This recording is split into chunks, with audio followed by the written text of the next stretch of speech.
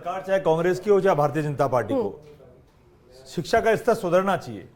अभिभावकों के ऊपर, पेरेंट्स के ऊपर कम से कम दबाव आना चाहिए। लेकिन लगातार हम देख रहे हैं कई सालों से एक परंपरा चल पड़ी है कि आपको किताबें फलाना शॉप से खरीदनी है, ड्रेसेस फलाना शॉप से खरीदनी है। और हमारे जो प्राइवेट स्कूल है उनका लेवल बहुत ऊंचा हो चुका है और सरकारी स्कूलों का लेवल सरकार ने स्वतः ही बहुत नीचा कर दिया है। इस कारण से क्या पेरेंट्स बड़े पशुपेश में रहते हैं।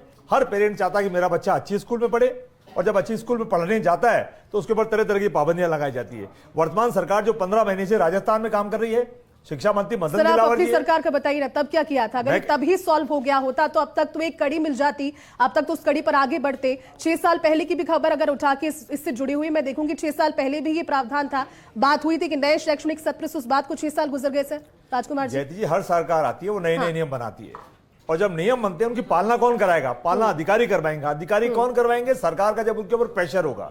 सरकार की कहीं ना कहीं लेक्चर व्यवस्था होती है, इस कारण से अधिकारी मौज उड़ाते हैं और उस कारण से पेरेंट्स को ये सब भुगतना पड़ता है। और आप देखेंगे जो प्राइवेट स्कूल, जो बड़े बड़े स्कूल हैं, वो सरकार के साथ अपनी साठगांठ रखते हैं। बल्कि ये कहने में कोई अचेतोष नहीं है कि कहीं न कहीं सरकार के मंत्रियों के साथ, विधायकों के साथ उनकी पार्टनरशिप भी होती है। तो उस लाभ को पहुंचाने के लिए वो अभिभावकों का नुकसान करते रहते हैं। और पिस्ता कौन है सर बीच में?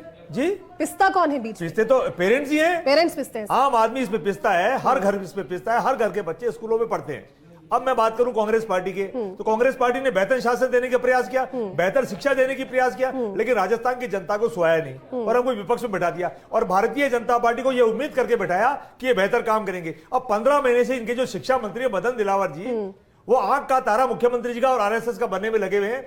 शिक्षा विभाग उनसे संभल नहीं रहा है और नए नए फरमान जारी करते हैं। मैं आपके चैनल पे भारतीय जनता पार्टी से और शिक्षा मंत्री से अपील करना चाहता हूं, आप जो गाइडलाइन जारी करें उसकी पालना करवाने की जिम्मेदारी सरकार की है।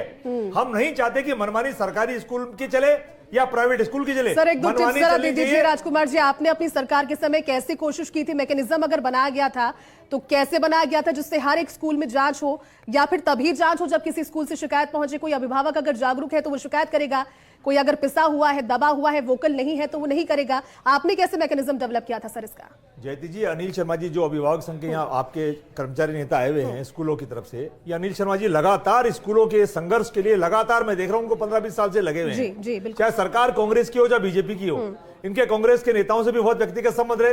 इन्होंने भी बहुत प्रयास किया कि शिक्षा का स्तर सुधरे। मैं आपके चैनल पे फिर कह रहा हूं, चाहे कांग्रेस की सरकार हो चाहे भारतीय जनता पार्टी की सरकार हो, स्तर सुधरना चाहिए। बच्चा वाजिब फीस दे, वाजिब स्कूल में जाए, वाजिब किताबें, वाजिब ड्रेस खरीदे, वहां तक तो चलता है। लेकिन गरीब बच्चा जो इन सब बातों को अफोर्ड नहीं कर सकता है, और इस कंपटीशन के जमाने में जब पता चले सरकारी स्कूलों का लेवल तो गिरता जा रहा है और प्राइवेट स्कूलों का स्तर बढ़ता जा रहा है, तो ये जिम्मेदारी सरकार की बनती है और सरकार उस पर अंकुश लगाए। और अंकुश ये लगाए कि कठोर कानून बने कि आपको फलाना स्कूल की ड्रेसेस। बिल्कुल आपने ठीक कहा, जरूरत इसी चीज की सर, क्योंकि हर